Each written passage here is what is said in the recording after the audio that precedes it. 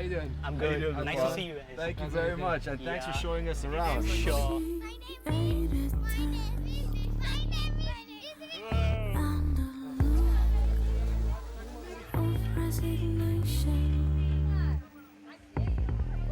So we are in Warsaw right now, and we are up for a seafood festival, The Koli seafood. the Koli Seafood What is Festival. Koli exactly, Vipul? Koli is the name of a community. Okay. So they're the local, original inhabitants of Bombay. Bombay is erstwhile Mumbai. So, are you gonna give us a tour of some choice plates to eat here? Absolutely. Let's go and have a drink called soul curry. So this is something which people consume before they have the seafood. Oh wow! Salty. I didn't expect that. I thought it was gonna be like sweet. What's next? We are not given money for soul curry. I'll give you. I'm very sorry, huh? No, no, it's Sibel, we forgot to pay him. no. Somebody told me they have not paid. No, sorry, man. Where's the money? Thank you, my very friend. much. Thank you and have a nice Thank you evening. very much. Enjoy your food. Thank you. I cannot believe my brother did that. I bet he looked and he's like those Arabs. Took something and they ran away. No, it's just you, Payman. You're just a dodgy character.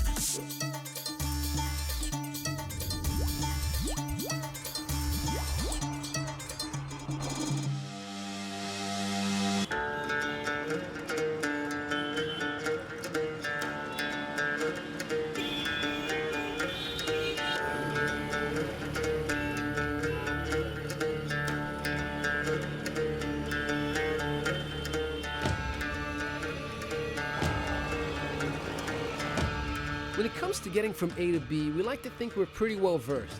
But put us in a city with nearly 12 million people and leave us to navigate a labyrinth of rickshaws, bikes, trains, and incessantly honking cars, and it's a whole other ballgame. Mumbai is in a state of constant motion, more so than any other city we know. When describing what you see, hear, smell, and taste, the word infinite comes to mind, a sensory overload unlike anything you've experienced anywhere else. Just how vital is mobility in a city that never rests? We're here to discover how this bustling metropolis moves, figuratively, and just who it's made up of.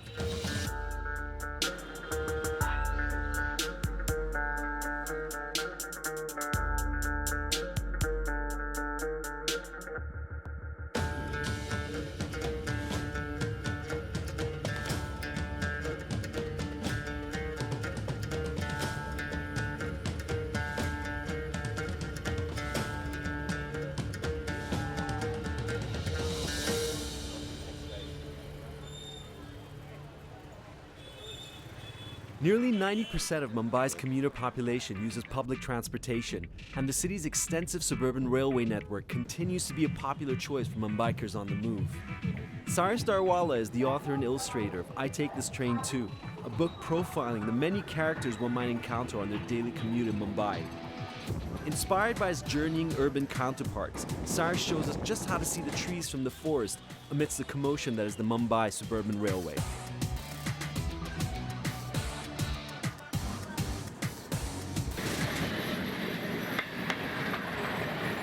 Cyrus is making me look good. You must be really good then, Cyrus. I read somewhere that the Mumbai suburban railway is the most densely populated in the world. How do you slow things down enough to observe the people around you? Well, I think you have to choose your moments. I mean, it's just as you guys are we're sitting across each other right now. What I would do is generally just if I manage to get a seat, I take a corner and observe. Take in your moments. I mean, you have to forget that people are always around you, always all over you. How do you do it? Everything is so fast. There's so much going on. and everything's in so much motion. I think the fact that I was born here, I've been brought up here, you just sort of imbibe the culture. You get used to it. But a lot of people who visit Bombay also, for them initially it's like a culture shock. But when you're here for a while, you absorb the culture. I'm sure you guys have felt it too. It's sometimes it's like scary for me walking the streets with so many people on the streets because we're not used to it. When you use public transport and you're forced into other people's spaces, sometimes you create these walls. We sit in close proximity, but you want to also create your own mental walls. Why is it important to break out of that and actually notice the people around you? I think it's a lot to do with necessity in Mumbai in India. You can't really have too much personal space when people are falling all over you. You have to just accept it. And in the many ways, I think we create our own personal space. Not physical space. I think we create our own personal space within us in India. That's the way I see it. So how does the process work? How do you start illustrating somebody? But even let's go even further back. How do you choose somebody to illustrate? Well, I generally it's always observation, and you sort of pick a certain person, a certain type, a certain typical character that you associate with a certain trait. Like a guy who staring is something that you probably have seen since you've landed here. So I had to pick the quintessential starer, and I think he really typifies the typical Indian behavior of staring.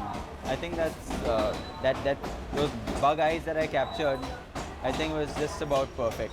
So I sort of looked through the entire crowd and picked the one guy whose stare is like the most intense. And sometimes I take notes, sometimes I click pictures quietly, which is kind of hard because he's staring at you. Switch the sound off my cell phone and I sort of pretend like I'm checking my cell phone and take it. You need Google Glass, my friend. Oh yeah, I think so. Yeah, Google Glass would be awesome. One of those watches, those wearables. Zap. But that's pretty much how I go about my process. And if Mumbai was a character that you would have to draw, would you be able to do that? That would be hard, but I think I would I would personify Mumbai. I think I'd make him this animal character, this eager beaver who is always running around, and always willing to work hard. This sincere character. So would you guys like to see the final drawing? Absolutely, sir. Well, there you go. Wow, man, that looks exactly like you. It actually does.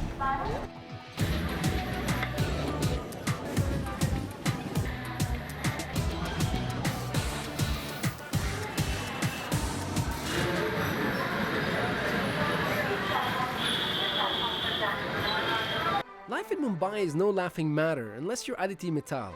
Aditi has been ranked one of the top 10 stand-up comedians in India by the Times of India. We first saw a video of her performance on YouTube making Mumbaikars laugh out loud. But we wanted to meet Aditi offstage and find out how comedy helps her deal with this oftentimes overwhelming city. No, I was gonna say, we landed in India last night, and since last night and this morning driving around, it's everywhere is it's crazy. There's a lot of cars, there's a lot of people, it's very chaotic. Why do you think comedy is needed? Comedy is needed everywhere. Comedy is that wonderful line that will keep playing itself back and forth, up and down, irrespective of where you are. And Bombay lends itself beautifully to chaos. Whatever, my mom thinks I'm cool, so it's fine, it's fine. So because also we've had this in the past 2-3 decades, we've had this transition, actually not transition, but India has opened up economically like crazy. So we have more money. If we have more money, we're going to go out and spend it. We have a higher level of expendable income. People are now less scared of being laughed at. And I think that does come from a sense of economic stability. Because the generation before ours was, terrified and was always scrimping and saving. And so a sense of humor was not something that even factored in at that point. It was not something that you could potentially afford. Yeah. Oh my God. Yeah. That's actually very true. It's not a sense of humor was not a thing you could afford it a lot of times. Payman, the sportsman.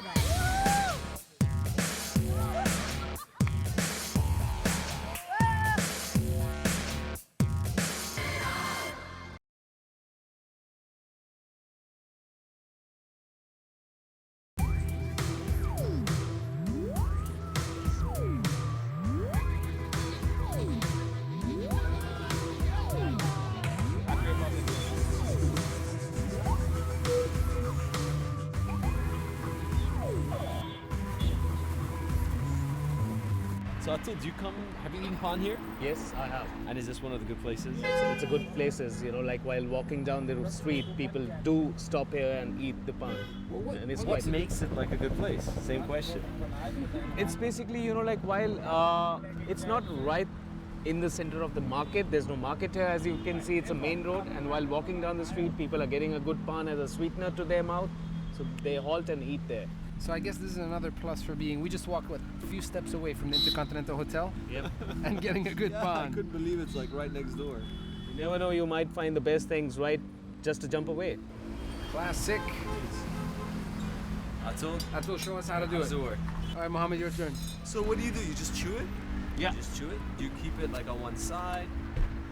Keep it on the one side, start chewing it, take the taste of everything you'll get. And it kinds of like, it melts into your mouth, vanishes. That's the quality of good leaf. Motion and sound go hand in hand. So imagine 1.8 million cars trying to shuffle their way through the pandemonium of a weekday morning in central Mumbai. Cousins Anand and Mayur wanted to do something about the relentless honking that is largely to blame for Mumbai's high levels of noise pollution. So they studied honking behavior and devised Bleep, a technology which seeks to discourage drivers from frequent and often unnecessary honking. So what gave you guys the idea to actually come up with Bleep? Was there a specific thing that... Yeah, so we were talking about behavioral design as a discipline that we wanted to sort of explore and practice. And we were talking about how honking is a problem. And then we came upon the idea. It's a small LED button with a small speaker attached to it. That little red thing on Yeah, the little red thing over here. And there's a little circuit board, and it's connected. One part of it is connected to the horn. The other part is connected to the electricity and the battery of the car. And there was an engineer who helped us build it, an automobile engineer who was a friend as well. And we went to him with the idea and the whole thing, and he sort of built it for us and was able to build it so we could get certain information back from the device. And it's a simple idea, right? So you honk and... You honk, and there's this red button starts flashing and beeping.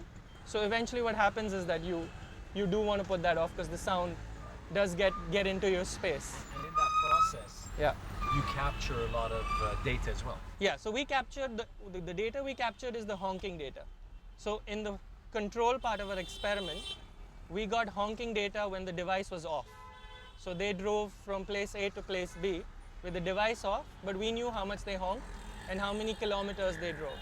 And then in the experiment part of the experiment, the device was on. So then they drove the same route, pretty much the same distance, and they had to actually put the device on. Then we got the numbers of the two, and we found out that 62% reduction happened in honking. 62%? Yeah, that was our average. Wow. Honking. So you basically track their HPK. Honking per kilometer. That's exactly how we resolved that. So what do you think? What do you think the impact of reducing this noise pollution is going to have on the city of Mumbai? It reduces stress levels. That's the biggest impact. It's a stressful city. All cities are stressful, but Mumbai, the chaos of Mumbai, some people like it, but it has an invisible effect on your health. So it reduces the stress levels, and that sort of, gives you a better standard of living.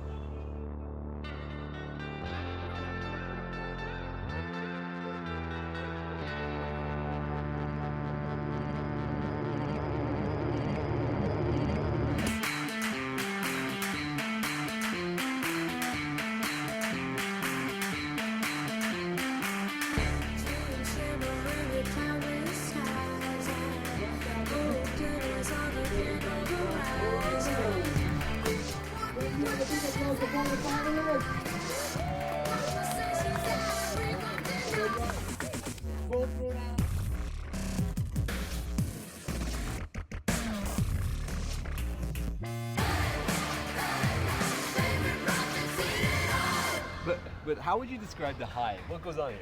We're converting the upstairs into an open air theatre. We're doing poetry reading. We're doing cinema. We run an organic canteen downstairs. We grow our own fruits and vegetables. We're trying to at least. We have a small little garden setup that's happening over there. So why did you create the Hive, and what sort of people do you want to attract here? The Hive is for the creative community. Why we created it was more out of a frustration of not having a space like this for us to use. That's specifically why we set up a space like this. So when our buddy Kumar from Pet Pujaris told us that there's going to be a breakdance competition here in Bandra at the Hive, we're like, dude, we got to go. Actually, he didn't, not we. I said we have to go. I'm the breakdancer.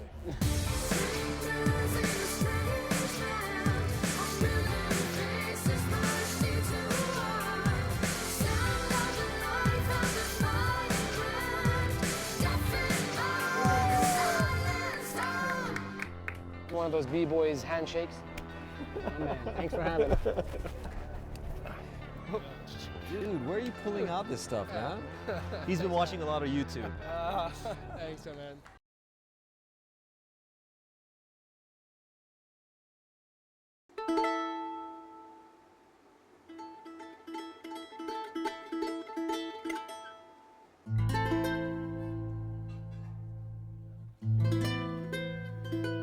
Cycling is a noiseless, moderately fast alternative to the city's trains and buses, but it's still not something that everyone can afford. It's particularly problematic if your livelihood requires that you own one. Bicycle Angels is a non-profit initiative that donates bicycles to less fortunate Mumbaikars. Its founder, Rakesh Bakshi, purchases bicycles through donations and pounds the pavement to find Mumbaikars whose lives depend on mobility. His contribution may seem modest, but Bicycle Angels represents the greater gift of opportunity for livelihood and economic independence. So Bicycle Angels is such a grassroots initiative, but how does it work from the time that people donate money for you to buy a bike until you donate it to the bike to a beneficiary? Paint a picture for us. Now, I receive money from my friends and acquaintances to buy a bicycle, and I never accept more than money enough for one bicycle, because I never buy more than one bicycle a week, because I want it to be a very personal, intimate, small, private social initiative. I don't want it to become like a commercial thing, and I want to make a personal connect with the person who receives the bicycle. The moment I get the money, I get stressed that now I have to find somebody who I feel is worthy for this for the donation that I received. But who are these people? Who's worthy of getting the money? I try and look for people who have old bicycles, and I always feel that it's a kind of way to reward them, because the common man on the street never gets rewarded. Mostly never gets rewarded for his hard work, and these people are riding bicycles since months and years. Yeah, they appreciate the gift even much more, because it's like a Ferrari for them. We've seen this constant motion. Everybody's either on public transport, in cars, walking, and people get from point to point. But what is the value of being able to go from one place to the other? The value of going from one place to another on a bicycle is that you don't burn any fossil fuel, and the common man saves money on public transport, which is diesel. He saves money, and he can use that money in his business, in his profession. He can use it for his family. And a lot of people who I gave bicycles to, who didn't have a bicycle, said that they saved the money they sent to the family back in the village.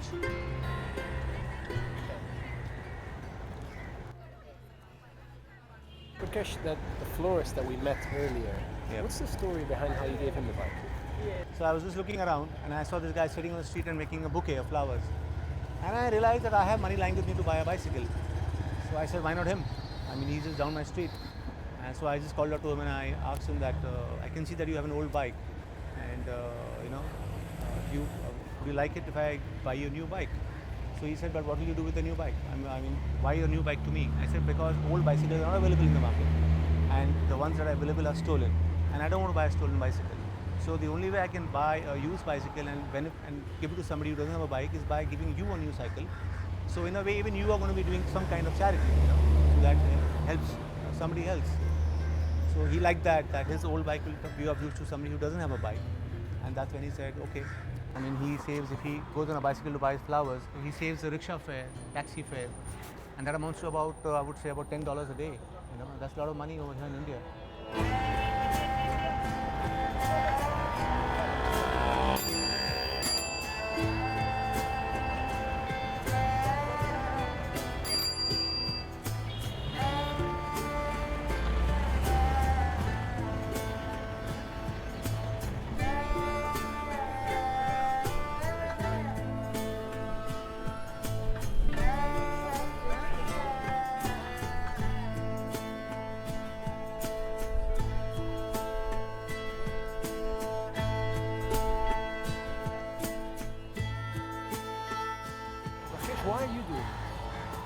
I do this because I feel that a lot of people ask me that what is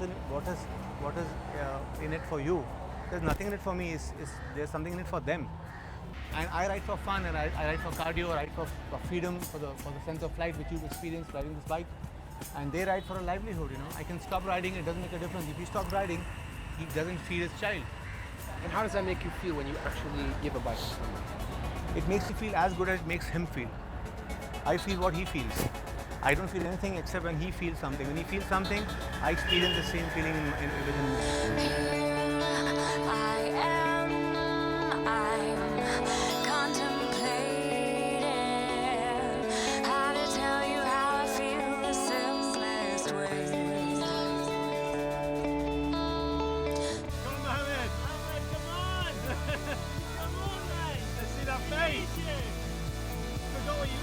Sometimes we needn't journey far to find a little solace.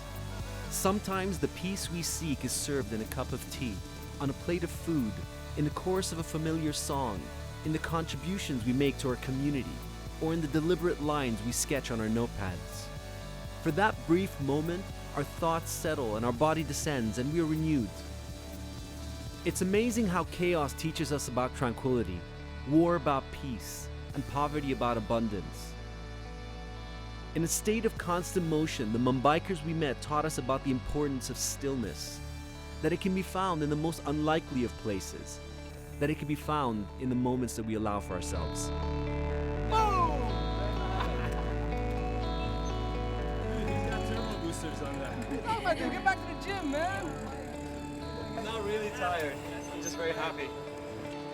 Ready to rock and roll? Yeah, we want to keep. Okay, for a clap? Yep. 1, 2.